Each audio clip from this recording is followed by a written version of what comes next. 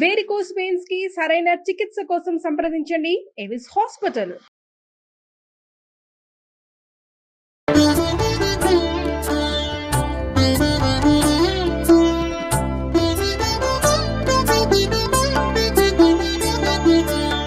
నమస్కారం. మాఘపురాణం 7వ అధ్యాయంలోకి వచ్చాం. అయితే ఇది ఏం చెప్తారంటే లోభికి కలిగిన మాఘస్నాన ఫలితం గురించి చెప్తారండి. వశిష్ఠ మహర్షి ఏం చెప్తారంటే పార్వతీ పరమేశ్వరులు చెప్పుకున్నటువంటి పిసినారి వృత్తాంతాన్ని దిలీప మహర్షికి తెలియజేస్తున్నారట. ఏమంటున్నారు?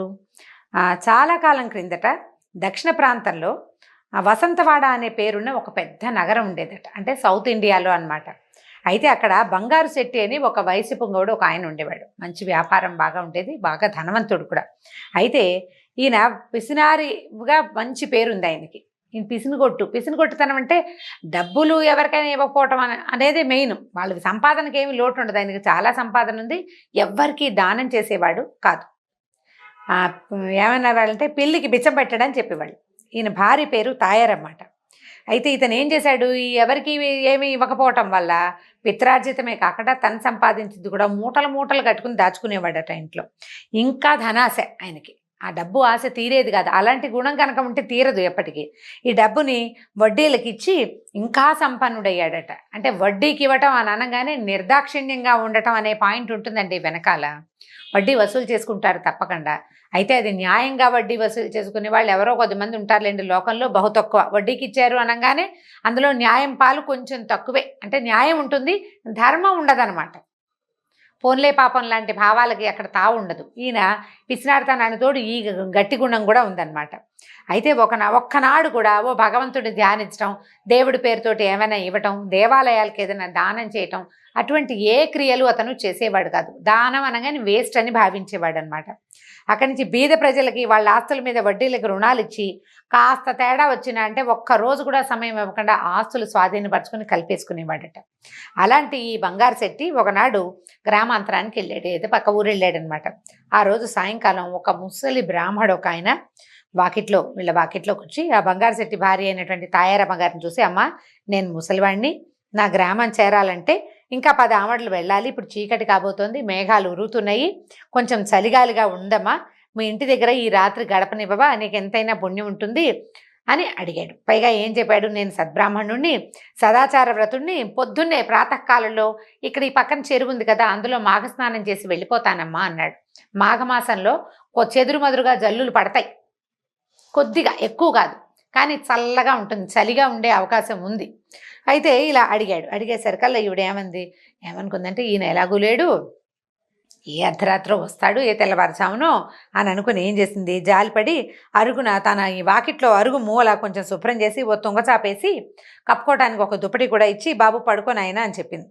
సరే ఇంకేం చేసింది, ఇలా అయ్యేసరికల్లా బ్రాహ్మణుడు సంతోషించాడు. ఆమె సహృదయానికి సంతోషించి ఏం చేశాడు, విశ్రాంతి తీసుకున్నాడు, పడుకునేసరికల్లా ఆవిడ ఏం చేసింది, ఒక మామిడి పండు ఏదో పట్టుకొచ్చి, మామిడి పళ్ళు ఆ కాలంలో రావుగా, ఓ ఫలం పట్టుకొచ్చింది, జామ పండు కమలా పండు తెచ్చి, అయ్యా ఇది పుచ్చుకోండి, ఎందుకంటే బ్రాహ్మణులు ఇతరుల ఇళ్లలో భోజనం చేసే రోజులు కావు, పగటిపూట అయితే తప్పకుండా ఓ పొయ్యి, ఒక బియ్యము, గిన్నె అన్నీ ఏర్పరిచి అన్నం వండుకుని తినండి అనేవాళ్ళు.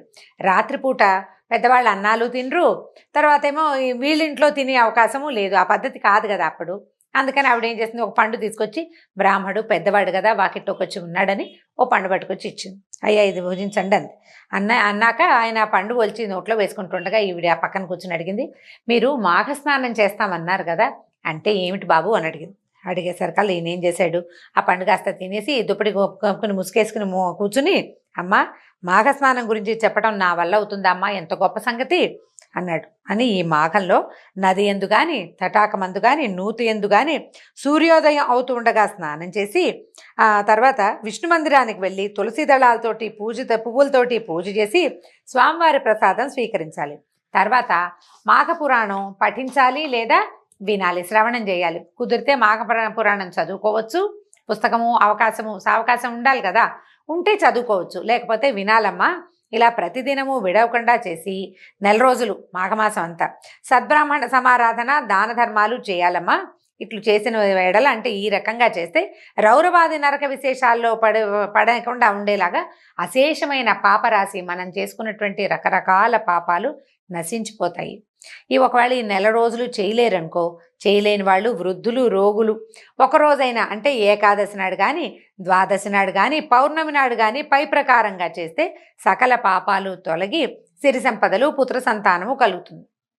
ఇది నా అనుభవంతో చెప్తున్నాను అని చెప్పేసరికల్లా ఈవిడ సంతోషించింది. అయ్యో ఎంత బాగుంది, రేపు మాఘస్నానం చేయవలసిన రోజు ఈయనెవరో వచ్చి మన వాకిట్లో విష్ణుమూర్తల్లే వచ్చి కూర్చుని చక్కగా చెప్పాడని సంతోషపడింది. తను కూడా వెళ్ళి ఆ పొద్దునే ఆయన పక్కన చెరువు నది స్నానం ఏదంటే ఒక వాగులాగా ఉంది, బహుశా నది తాలూకు ఒక పాయ అయి ఉంటుంది. అక్కడికి వెళ్ళి ఈయనతో పాటు నేను కూడా స్నానం చేద్దాం అనుకుంది.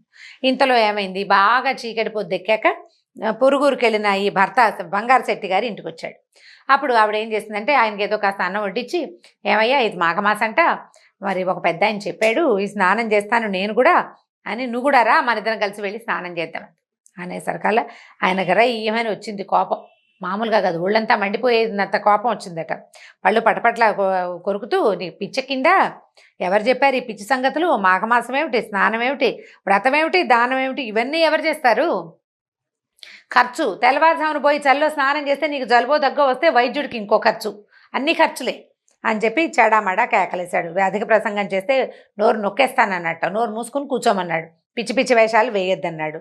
చల్లే అసలే డబ్బు సంపాదించలో నేను ఎంత కష్టపడి సంపాదిస్తున్నాను, ఎవ్వరికి రూపాయి ఇవ్వకుండా ఇంత నేను కూడబెడుతుంటే దానం ధర్మం చేయమంటావా, దానాలు చేస్తే ఇళ్ళు ఒళ్ళు గుల్లవుతుంది, దానం చేయడంతో పాటు పొద్దున్నే చల్లో స్నానం చేస్తే ఇళ్ళు ఒళ్ళు కూడా గుల్లైపోతాయి, ఆరోగ్యం పాడైపోతుంది, చలి జ్వరం ఏమైనా వస్తే అసలు ఈ పనులన్నీ ఎలా చేసుకుంటాను, నేను వ్యాపారం ఎట్లా చేస్తాను, వైద్యుడికి డబ్బు ఎక్కడి నుంచి వస్తుంది అనుకున్నావు. ఇక నాన్న ఆ తిట్లు తిట్టి పోసాడు, ఆయన నోటికి వచ్చిన తిట్లన్నీ తిట్టాడు. డబ్బు ఖర్చు వల్ల రాగలిగే అన్ని రకాల ఇబ్బందులని ఆవిడకి తెలియజేశాడు. తర్వాత ఇట్లా పిచ్చి పిచ్చి వేషాలు వేయడానికి వీల్లేదని వెళ్ళి నోరు మూసుకుని వెళ్ళి పడుకోమని కసిరేశాడు. సరే అయితే ఈవిడ పడుకుంది, కానీ ఆవిడకి నిద్ర పట్ల.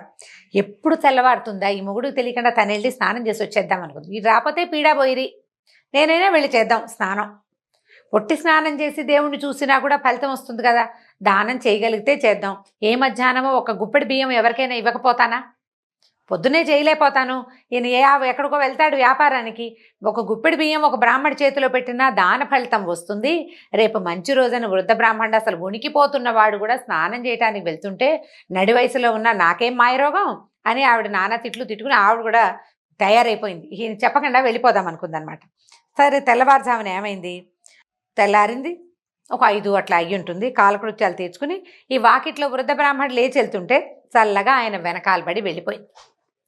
చీకట్లో వెళ్ళొద్దు, ఆడవాళ్ళు ఒకళ్ళే ఎవరో ఒకళ్ళు తోడు ఉండాలి.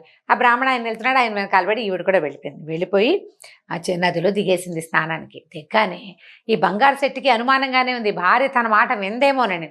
ఆయన లేచి చూసుకున్నాడు, లేదు పక్కన. ఓహో ఈవిడ వెళ్ళిపోయిందని చెప్పేసి పరిగెత్తుకుంటూ వెళ్ళి ఒక దుడుకర్ర పుచ్చుకెళ్ళాడట. వెళ్ళి నీళ్ళల్లోకి దిగి భార్యను కొట్టపోయాట. కొట్టపోయేసరికల్లా ఆవిడ తప్పించుకుంది. ఇంకొంచెం లోపలికి వెళ్ళాడు. చివరికి ఈయన కొట్టపోయి ఈ కర్రెత్తి కొట్టపోయి ఆవిడ చేతులు అడ్డం పెట్టుకుని అటు ఇటు అయ్యి ఆయన తలకిందులుగా పడిపోయి మొత్తానికి ఇద్దరు నీళ్ళల్లో స్నానం చేసేసారు. కావాలని చేసినా కావాలనుకోకుండా చేసినా, అంటే చేయకూడదని భావించినా కూడా నీళ్ళల్లోకి దిగాక తడవము ఆటోమేటిక్గా అయిపోతుంది కదా, శుభ్రంగా తడిసిపోయారు. ఏమనుకుంది, మాఘమాస ఫలితం లభించిందిలే అనుకుంది. చివరికి ఆయన ఏం చేశాడు, బయటికి వచ్చాక లాక్కొచ్చి భార్యను 4 దెబ్బలు కొట్టి ఆ కనపడిన బ్రాహ్మణ ఆయన అడవైన తిట్లు తిట్టి పెళ్ళాన్ని ఇంటికి లాక్కొచ్చేసాడు. కొన్నేళ్ల తర్వాత వీళ్ళిద్దరికీ ఏదో ఒక వ్యాధి సోకిందట. ఏముందండి, పిసినాడుతనము, బాగా వండుకు తినరు. సరే దానం ధర్మం సంగతి పక్కకు పెడితే శుభ్రమైన ఆహారం తీసుకోకపోవటం, సరి అయిన శ్రద్ధ లేకపోవటం, వీటితోటి ఏదో విచిత్రమైన వ్యాధి వచ్చింది భార్యాభర్త ఇద్దరికీను. కొన్నాళ్ళకి ఇద్దరు మరణించేసరికల్లా తాయారమ్మని తీసుకెళ్ళటానికి విష్ణుదూతలు, బంగారు శెట్టిని తీసుకోవడానికి కాలపాశాలు పట్టుకున్నటువంటి యమభటులు వచ్చారట.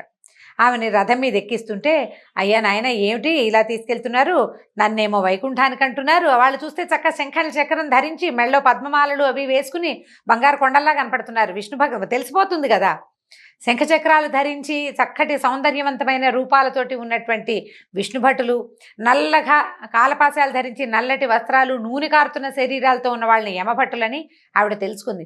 నా భర్తని వాళ్ళెందుకు తీసుకెళ్తున్నారు, నన్ను విష్ణుభట్టులు ఎందుకు తీసుకెళ్తున్నారు, మేమిద్దరం సమానమే కదా అని అడిగేసరికల్లా వాళ్ళు ఏమన్నారు, నువ్వు మాఘమాసంలో ఒకరోజు నదీ స్నానం చేసావమ్మాయి, అంచేత నీకు ఈ ఫలితం లభించింది.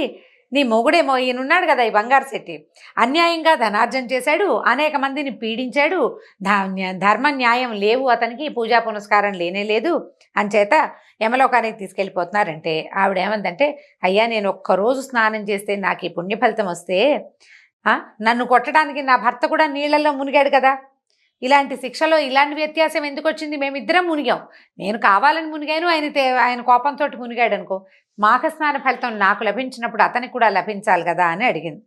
అప్పుడు ఈ యమభట్లకి సంశయం వచ్చింది, ఇదేమిటి వీడి చిట్టాలో ఏమో వీడు దుర్మార్గుడని, పిసినారివాడని, తర్వాత వడ్డీలకి డబ్బు తిప్పేవాడని, చాలామందిని బాధ పెట్టాడని, ఎందరిదో ఆస్తి కలిపేసుకున్నాడని అవన్నీ ఉన్నాయి చిట్టాలో, ఆ ప్రకారంగా వాడిని పోయి తీసుకురండి అని వీళ్ళకి ఉత్తరం వచ్చింది.